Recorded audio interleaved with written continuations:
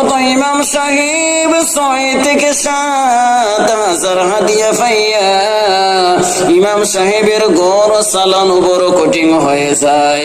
ইমাম সাহেব হজে যাওয়ার জন্য আল্লাহর দরবারে দোয়া করে, আল্লাহ আপনি আমাকে মক্কা মদিনা যাওয়ার তৌফিক দাও। দেখা যায় আল্লাহ রাব্বুল আলামিন ওই হুজুরের দোয়া কবুল করে মক্কা মদিনার জন্য, মক্কা মদিনা যাওয়ার জন্য আল্লাহ কবুল করে নিয়েছে। কত মাদ্রাসার হুজুর মক্কা মদিনা যাওয়ার মতো সমর্থন নাই। আল্লাহর দরবারে বলে, আল্লাহ মক্কা মদিনা যেতে পারলাম না, শুধু খানে শুনলাম, নিজের চোখে দেখতে পারলাম না গো আল্লাহ, আপনি আমাকে মক্কা মদিনা জিয়ারতের জন্য কবুল করিয়া নাও।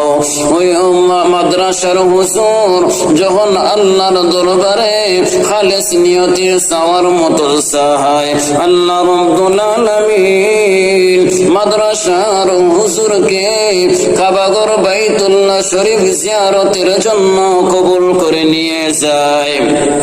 কত রিস্কার চালক অল্প টাকা উপার্জন করিয়া মক্কা মদিনা যাওয়ার জন্য সমর্থন নাই।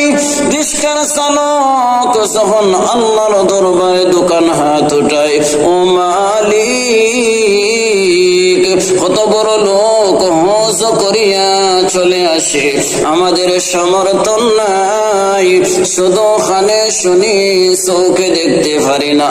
আল্লাহ মেহেরবানি করিয়া